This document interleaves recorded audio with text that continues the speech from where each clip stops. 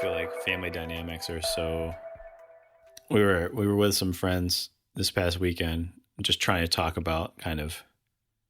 My parents are coming to town, so family dynamics are on my mind, right? So I was talking about it with these people, and just the resistance to acknowledging even someone else's struggles, intrafamilial struggles, right?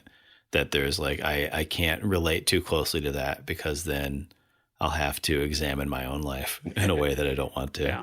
Really frustrating. And just thinking about how there's this, I just feel, at least as far as I know, like there's just this eventual disidentification that has to happen on these levels that people don't want to do it. And then like for fear of like being bad or being, bad children or bad parents, or it was really hard to relate to people running into that wall of resistance to acknowledging the ways in which they were separate from their parents. Mm.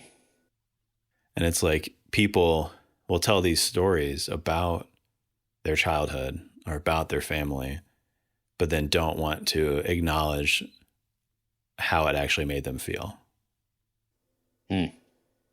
I think all of this stuff, it's always building, right? Understanding is always building, but the whole monad, dyad, triad thing is just like a paradigm shift as far as like looking at these relationships that's really impacted like how I've seen mine, how I've seen others, how I try to explain dynamics to people in these conversations. And it's just like, it's not for me right now. It's like, okay, it's fine. Talk to you in 10 years or whatever. I don't know. Seems like it has to happen eventually. So when there's that kind of situation, then you just have to, if you decide, okay, never mind, it's like, well, then you have to sit with a separateness. Yeah.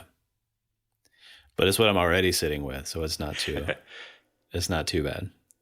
And then I'll just like tell Sky, I was like, no one listened to my story. And then it feels all right. And it brings up that thing in my mind. There's situations where you can say, oh, well, we're separate and I'll back out and I'll just deal with, being separate, not feeling heard or not feeling understood or not feeling respected or listened to. Mm-hmm. But then there's situations where there's going to be a bad outcome from it. Mm-hmm. If you're the one saying, hey, there's a hole in the boat and no one's listening, it's like, okay, well, I guess we'll just sink. Yeah. That happens a lot. There's a lot of situations where it's not just neutral. It's like that's your animating force in the work that you do. Yes, it is. Fucking hole in this boat, guys. Yeah. Yeah, there's very, very bad outcomes. Yeah. And that makes it really hard to just back off and be like, oh, well. Right. But I just think there's a lot of, every day, everyone is going through situations where, at least in their mind, and I think a lot of times it's true, they're faced with a situation where they're aware of something, but then they're not being heard. They're not being, what they are saying needs to be done or needs to be paid attention to isn't being done or paid attention to. And then they feel compelled to force it to happen with a good intent, but then they're the bad guy because they got forceful. Right. And, if you take a, simple example, like if the 5-year-old kid's in the middle of the street and there's a car coming and the kid's not listening to you, at some point you go rip that kid right out of his shoes if that's what you got to do to prevent the kid from getting hit by the car. Right. And then the kid's going to feel like you just did this terrible thing to him. Yeah. But that plays out in all these ways that are much more subtle and complicated and nuanced, moment to moment, where the person that's getting angry or harsh or won't let it go or is often because that person thinks it's really, really important, not just for their own sake, but often for the sake of the relationship or often for the sake of the other person. And so it's just so confusing. It's super confusing. I'm just taking a note on I just like the ripping a kid out of their shoes and like, what's an example of having to do that energetically? Because it's a good image. Well, I mean, anytime you just try to overpower by force, Like, does this come up in the client practitioner relationship? Yeah. It does, and this some of the work I do, I'm in that camp where to just sit and stay even keel and acknowledge and not get upset or not fight or not get angry or just try to stay in that sort of clinical monotone thing that not only do therapists do these days, but it's supposed to be the cultural norm across the board. Mm-hmm. There's times when I will get intense enough or angry enough or harsh enough to reestablish, for example, an interpersonal interaction. If a person's caught in an intrapsychic looping, mm-hmm. It's that old stereotype of slapping the person in the face and saying "snap out of it." Yeah. It's like literally there's a shifting back to interpersonal versus intrapsychic. Like that's a real thing that can happen, right? It's not just a concept. And it's like, well, what do you do? How do you do that? The stereotype in the movies, you always see the person's dealing with something stressful and they go into the bathroom and they splash water on their face. Right. And it's like, what are they doing there? They're trying to interrupt a loop they're caught in their mind and bring themselves back into external reality. Right. Yeah. And the splash of water in your face can help do that. The question is what, if you slap someone in the face and they weren't caught in a intrapsychic loop, they're usually not going to appreciate it. Yeah. I mean, they typically don't appreciate it even if they were, but especially if they weren't. Yeah. And then the question is, how hard do you hit them? Do you hit them 10 times harder than what was needed? I mean, there's all these variables. Energetically. Yeah. But energetically, even just to it's like if you start raising your voice, if you start sounding harsher, if you start swearing, if you start, there's all these cues, right? That a person starts to utilize, right? That are attempts at like, okay, let's break out of the loop you're in and like feel me, like hear me. You'll see the person shove the other person, right? And whether it's in just a friendly shove that isn't harmful or anything, but it's sort of like, hey, get in body, or listen to me, or snap out of it, or shift your orientation. Yeah. And sometimes, there can be a place for a very intense shouting, or an abrupt, and there's times when that can be harmful and abusive. The same with a dog. If your dog is doing something that you don't want the dog to do, and if you're just sitting there in your usual voice of, hey, it would be best if you wouldn't, go and be biting the neighbor. It's like the dog isn't even hearing you. But if you yell in a harsh, aggressive tone, it's like, all right, that registers in the dog's mind, and okay, now the dog shifts modes, right? Mm. And it's like we still have that part of our brain. We still operate that way.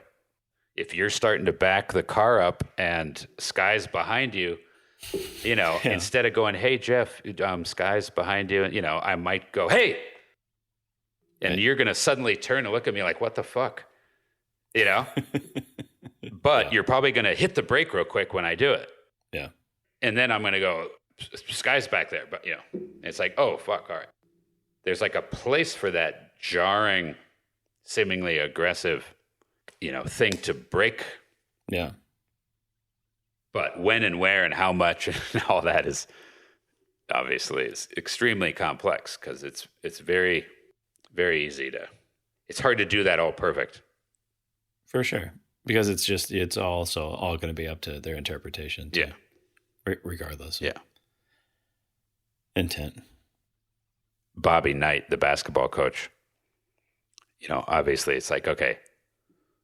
Too far. To what extent was it? Even if his motivation was to have his team play better, it's like, okay, but was that a little too far? Right. Didn't he throw chairs at people? Yeah. And, in the military, obviously I mean, I've never been through it, but you see movies where like boot camp, everyone's lined up and it's like, to what extent, the drill sergeant's yelling at the new recruits and it's easy to say, well, that's abusive.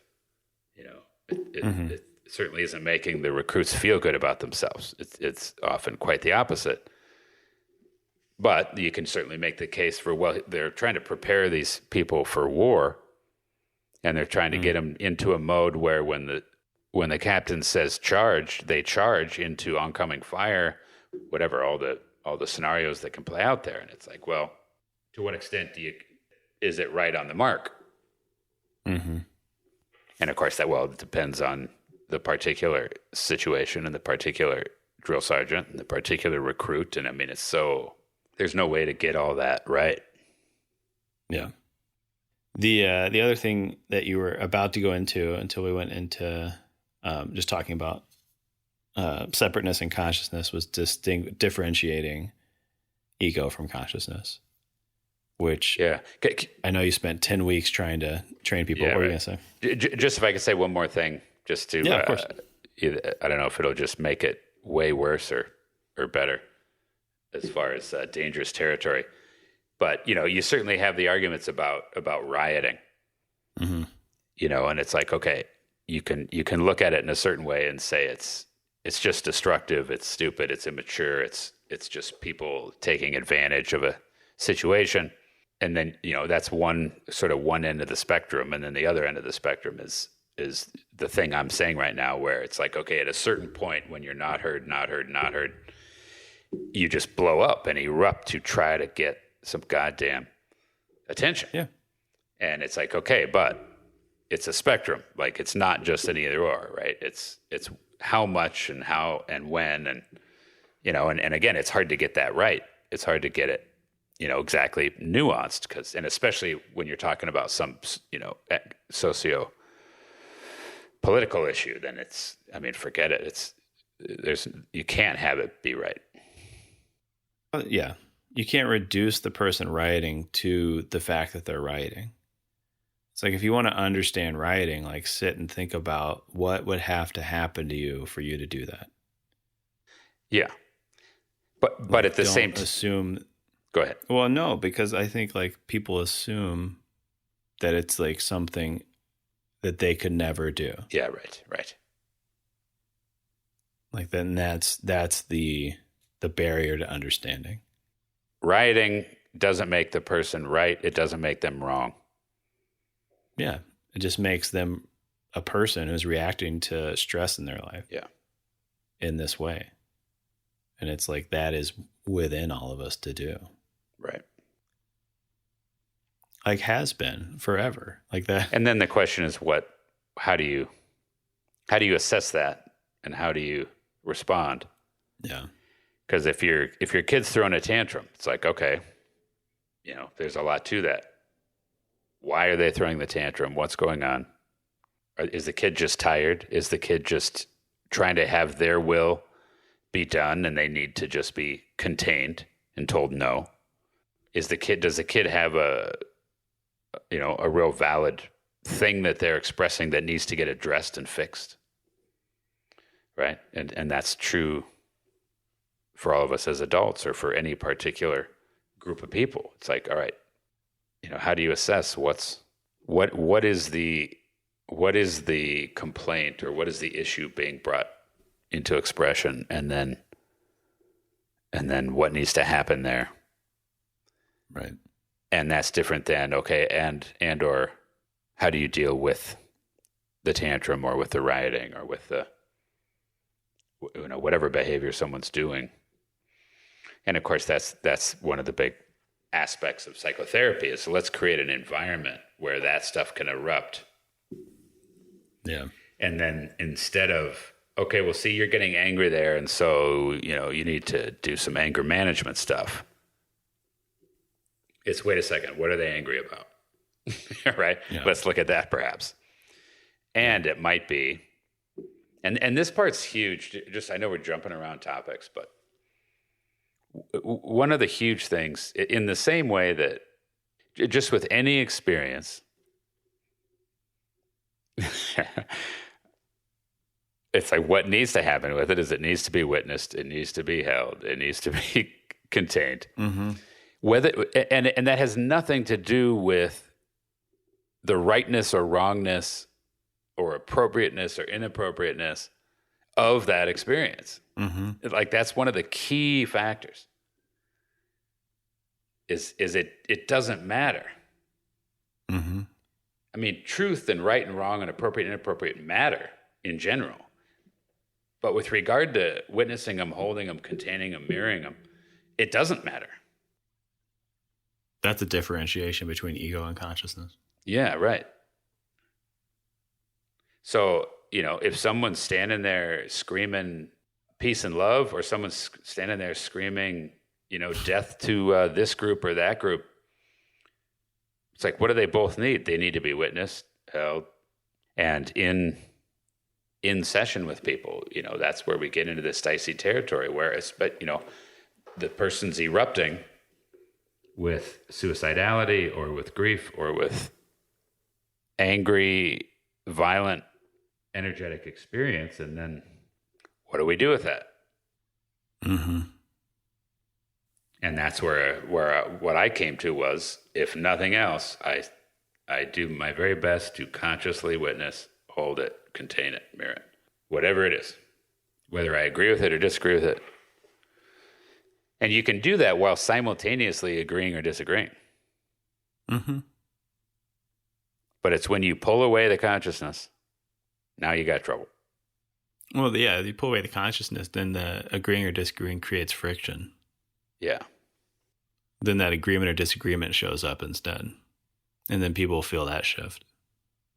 Yeah, and it just becomes a battle. The change agent that consciousness gets pulled out of the mix. Yeah. So then it's just a win or lose. There's no change. There's no growth. There's no development. There's no healing. There's no awakening. There's just win-lose. Mm-hmm. Without consciousness, you see your own agreement or disagreement as a win-lose. So, I mean, you're just then it's just two people stuck in that same dichotomy. Yeah, and it's interesting. In working with couples, there's this really uncomfortable experience where the couple comes in, they just go into their usual fight, and I'm just sitting there trying to consciously hold it. Mm-hmm. To an observer, they might think, okay, this guy sucks as a couples therapist because he's just sitting there for like 20 minutes, or the whole session, just watching these two people do their typical fight that they probably have done 10 times this week. Yeah. But it's different because I'm sitting there witnessing it. I'm sitting there holding it. And I'm aware that's throwing a different ingredient into that pot. Yeah. And and that's back to the observer effect in physics. Right. It's like the fact that I'm sitting there observing it is changing the equation a little bit. And if we do that enough times, perhaps it's going to change. I was going to say, how many times do you have to do that? 10 years, once a week. It's a very sustainable business model. Right? They're staying together just to go to therapy. Yeah. Now, obviously it varies, and of course, when it seems productive, I try to draw their conscious attention into what's happening. You just describe what's happening. There's these ways of bringing the other person's attention into stepping outside of their role. Yeah, right. And it gets back to that dyad triad thing. I'm stepping in as the third. Right. And the hope is that I'm in there as a third for a certain phase. And then the goal is to get to where that third remains with them. Right. And of course, it's not Lance. It's that perspective. right? It's that the third person perspective that I was bringing in, now they start having it be a constant presence in their dyad. Yeah. But that third, as a constant presence in a dyad, it fucks up the dyad experience. You know, it means you have to be, it takes you out of the Garden of Eden. You're no longer unconsciously in a dyad. You now are observing your relationship in a way that before you could just leave consciousness and be down in it, right? Mm. Yeah. And so there's that constant, and it doesn't mean you can't moment to moment, but in general, we fight that third so intensely. And when we do achieve that third, or when that third shows up on us and we can't get rid of it, it's like, all right, there's a tendency to devalue the dyad. It's like, all right, well, this sucks because I don't have the oneness bliss experience of the dyad where I didn't have to be self-conscious. Yeah. And now I'm going to go find someone else where I can dive into back into that. Totally. Because it's either or. It's a win-lose. Yeah. And like you were saying earlier, what the third makes you aware of is you're separate from that person. It's a dyad. It's not a monad. Right? The third, because I'm saying it takes you out of the dyad, but what I'm really saying is it takes you out of the monad and forces you to see that it's a dyad. Right. Which sucks for the part of us that wants a monad. Right. Which is a big part of us. Well, because it feels like either or. Right. If you could maintain a state of simultaneously existing as both a monad and a dyad, you'd probably evaporate. I don't know what would happen. But the truth is you're going to oscillate between them, but not feel as identified with one over the other. That's a step out of that seeming impossibility. If I'm hearing you right, to simultaneously exist as a monad and a dyad is to awaken. It's to become conscious. Right. It creates alchemically, it results in becoming aware as the third. Yeah. 3 in 1. Yeah. And I'm saying if you just were that all the time, I don't even know what that looks like. That looks like Jesus. Yeah. No, yeah. That's what, but I haven't met him.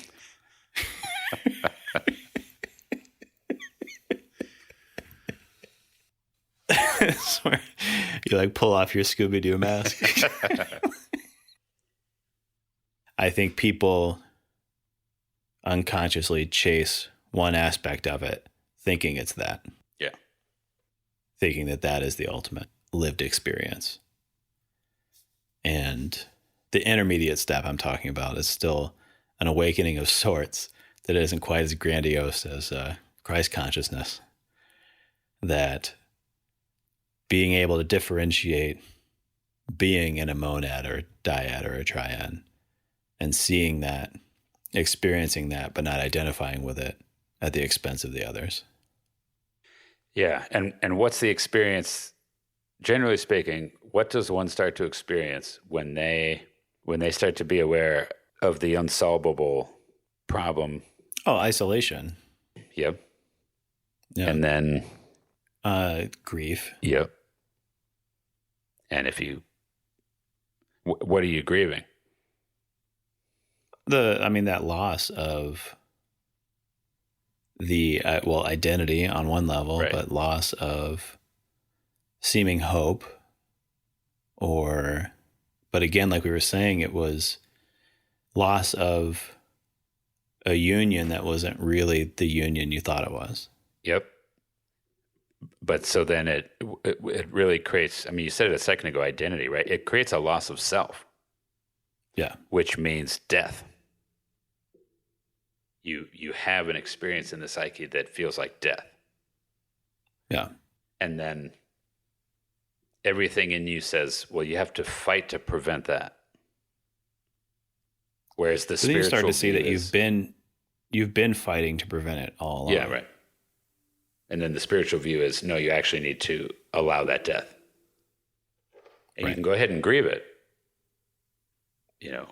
Like you should grieve it. It's not that you should feel good about it. It's not like, look on the bright side. Then it's not it. Then it's not it. Exactly. And it's like, maybe next time. Right.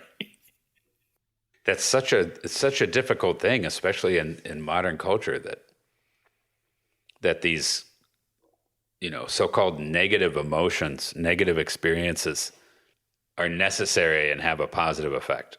Yeah. I mean, it sounds so dumb to say that. It's like, well, of course. It's like, well, that's not how we operate as a culture. Just to a lunatic level, we're operating. Positive is good, negative is bad. Yeah. And the whole idea with the dialectic is that it's a negative, meaning that word being used, that you have to get in touch with the negative to have the realization. Like you can't understand the whole without looking at the negative. And the word negative is used. There's a book called Dialectics and Analytical Psychology, and the subtitle is the El Capitan Canyon Seminar. Just a fascinating book, I think. It really explains the idea of dialectics in a way that I've never read another book that goes into kind of the depth that this does. There was just a certain line I was going to read you. Okay, let me just read this to you. Okay, it's talking about a common misconception of Hegelian dialectics. Okay. Hegel's stuff about it. And it says it's talking about a certain woman that wrote an article, and then the author's saying that she's displaying a common misconception. In a diagram she gives, it says, we see depicted what one might call the peace negotiation fantasy about dialectics, right? So everyone thinking that it's like you have thesis, and then you have antithesis, and then you have synthesis. Right. And it's saying the only difference to peace negotiations, a difference that indeed brings it a little closer to dialectics, is that she speaks of a creative synthesis and depicts this as being on or establishing a fundamentally new level, whereas the result of peace negotiations is normally a compromise on the same level, right? So it's very different. Mm-hmm. However, not only the idea of two fundamental opposites in stagnant and mutually annihilating conflict, which is what we were talking about if it's just two egos and no consciousness, right? But also the idea of a longed-for creative change is misleading. Hegel does not begin with opposites and does not look for a creative solution to their conflict. Rather, the process of deepening thought discovers and reveals that the opposites had been united all along in a common ground. There is no need for a solution here, but rather an insight and realization that the experience of the opposites was due to a superficial and preliminary view. So the dialectical movement, instead of seeking a future solution, is a going under. It makes explicit the presuppositions that had unwittingly been behind and inherent in one's initial assumptions. It goes back and down to the deeper ground that had been there all the time and had merely not been seen. As we might put it in psychology, consciousness had been too unconscious, superficial, too undifferentiated, too prejudiced. The union of opposites, or the resolution of the contradiction, is precisely the prior reality and a reality from the outset, not something to be created. What has been there from the beginning is allowed to catch up with consciousness, not come home to consciousness. To me, that's just a huge, huge insight. Mm-hmm. Just the idea that there's some future we just have to figure out. Right. And like, that's a lie. Right. Yeah. If we think about this enough, we're going to figure out some alternative. Yeah. Which is this efforting of the ego mind. Yeah. And it's back to, no, you and your efforting are the problem. Meaning you, the ego mind, and your efforting are the problem. Yeah. And how do you get back to the one? You have to die. You have to be wrong. You have to lose. Because your whole game, your whole stance, your whole agenda is the problem. Which is this, again, it's easy to see why the ego says, well, fuck you. Yeah, right. It's like, I have a say in this for now, and I'm going to keep saying it. But can you feel right now in this moment to just start to go the other way, right? Like, for example, you're awake right now, right? But if you were going to lay down and go to sleep, you'd start to let go, and you'd start to sort of retract. There'd be a kind of a going inward. There'd be a surrender or a giving up, there's sort of this dying type experience, right? This pulling out, this, even though you're just deciding to take a 10-minute nap, it's like, all right, but for those 10 minutes, you're going to be out, right? You're pulling out. Yeah. Of external reality and controlling it. You're acknowledging that, like, okay, for 10 minutes, I'm not going to be involved in controlling what's going on around me. Yeah. And it's like, okay, can you do that while you're awake? Yeah, sitting there being awake. And it's like, what does that start to feel like? What is that? And that's what I'm saying, the negative. You feel how that's going, it's going towards the negative. And I don't mean negative versus positive. I mean, but the idea here is that, like with a photograph, right? When you have the negative of a photograph, the idea is here is there's a negative of what your outward reality is when you start to go inward in that way. It's not just going to be nothing. You're going to discover a negative. And you're going to discover that negative contains everything in photography, there's the negative and then there's the what? The print or okay, let's say print. The negative contains everything that's in the print, right? Yeah. It's just not developed. It's not expressed in the same way. Yeah. But it's in there.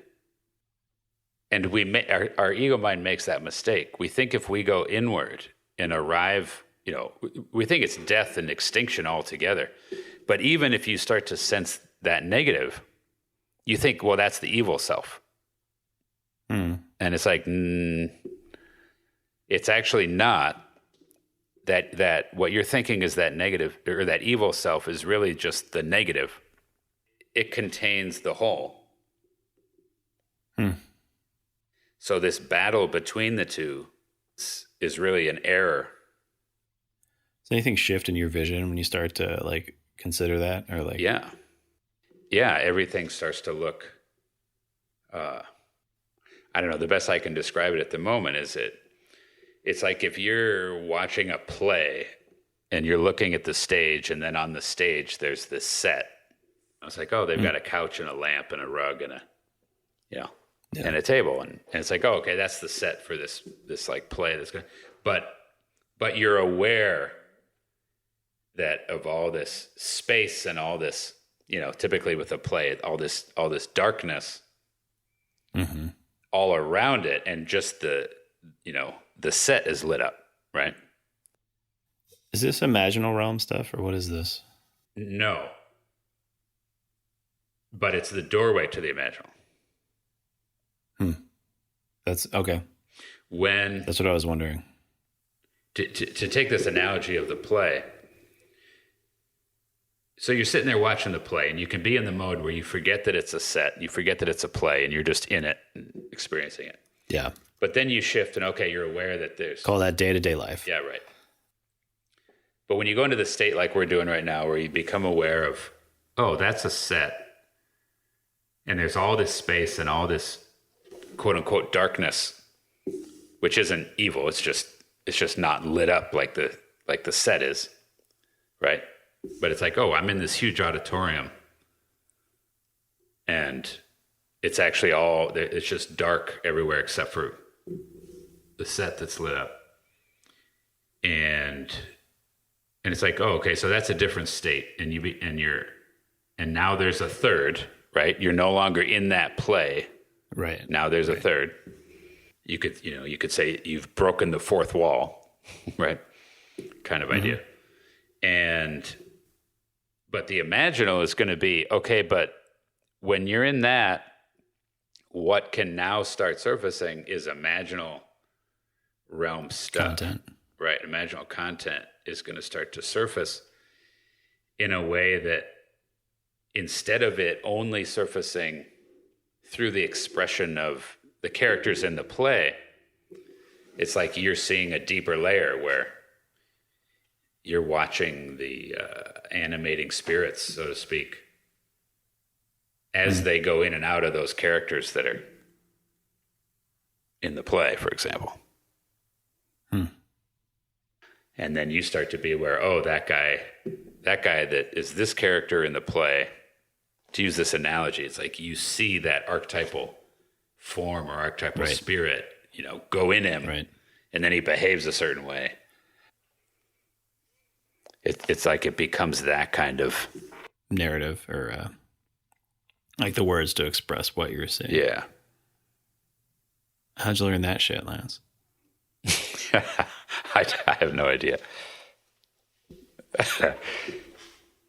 It's an interesting thing in the Michael Jackson Thriller video. They play this out. They're sitting there, and it's it's quite fascinating. It starts off, they're in this movie theater. The woman is all scared of the movie. Michael Jackson's sitting there. He looks about as harmless as a human can look. And he's just, finding it funny that she's so scared. And then, all right, he'll leave with her. And so they leave. And, now they're just walking and hanging out. And it shifts to her perspective suddenly. It was this view of the two of them. And I don't know if you remember that, but in that video, it's like all of a sudden she kind of looks around and it's like, wait a second, they've wandered into this forest. Yeah. No one else is around. She starts to feel alone. She can't even find Michael for a second. And then she turns and looks at Michael, and Michael has become a werewolf. Mm-hmm. And it's like, boom, she has, the general idea, one way you could interpret it is the movie scared her enough to where she's gone into this imaginal trip. It all comes to a close with, she's done her best to try to escape it, running into that house, and they break into the house. And eventually they all are surrounding her, and she's just going to get swallowed up by it. And then, boom, it shifts, and she wakes up, and Michael's standing there waking her up. And they're back in the movie theater. And he's like, hey, are you ready to go? Yeah. And it's this very good depiction of what can happen to us when we go into that imaginal type of experience. And literally, and you can look at it from a million different ways. Like her and Michael could have been having a fight, let's say, instead of seeing a movie, but she could have descended into that and seen Michael as a monster, during it or whatever. Seen the monster that was animating him. Yeah. Right? And then, there's that thing they do at the end where, oh, it's all better. And she, realizes it's just Michael and he's just sweet and good. And then they start to walk off. And then Michael, unbeknownst to her, turns and looks at the camera and shows that he's still a werewolf. Yeah. Yeah. But so when we were just doing that a minute ago, where you were going into the negative and seeing that, you feel how there's a similarity there? Yeah, absolutely. And it's just it's like what happens, if I take that lens outside of this room, like what's the experience? Totally. And if you take that lens outside of the room and then are drunk and then get in a fight with, Sky. It's like it all can start to, get real destabilizing. Yeah, for sure. The doorway analogy is helpful. The photo negative is like what it was visually like to me. Yeah, right. There were dark spots. Oh, yeah, no doubt. Yeah. There were, like I could focus on something and see it as an object, but there was like, it was external in a way different than even object relating. Just like you said, the play analogy is helpful. And then you can kind of like step into your own character while in that. Yeah. Versus looking at the external world or the set or the photo negative representation of it. Yes. And there's kind of it felt like when you were describing it that you could see it, but you weren't like diving into it. I think there's something really, really important right in there. The black negative realm, if you will, right? That contains the archetypal content is a different realm than the realm where the lighting is showing just the set and the people enacting stuff, right? Mm. And what Jung is saying, as far as I can tell, and I agree, when you shift into the negative and have that experience and are looking at that, you come to realize a couple different things. One is it's the negative that is real. The set with the lighting and the characters enacting shit is what's fake. Not the other way around. And when you're in that kind of mode where you are directly aware of and experiencing that, you're not only more in touch with the real, but you are aware, just like you said, that you are intimately one and the same with that. Mm-hmm. That it's not that character's imaginal realm or that other character's imaginal realm, and it's not you in the audience's imaginal realm. It's one imaginal realm that you're as much a part of as anything else in that realm. And so that can seem like death to the character that's trying to just be that person on the set. Yeah. But it actually makes you feel way more alive and deep and interconnected when you can let go of trying to be that thing in the set and be that thing that's flying around the theater. Or that's one and the same with all this stuff going around the theater. Like you feel that right now, that it's still there, that there's a vibration to that and an experience of that is embedded in this like certain fabric of reality that if you come out of that towards more and more towards ego mind and or more towards what I've been calling that personality point, you're more and more disconnected from this ground that we're looking at. Mm-hmm. So it all becomes concept, it all becomes idea, and it all becomes fearful of the dark, fearful of the imaginal, fearful of death, fearful of evil, fearful of everything that the negative, imaginal, quote unquote, other side is.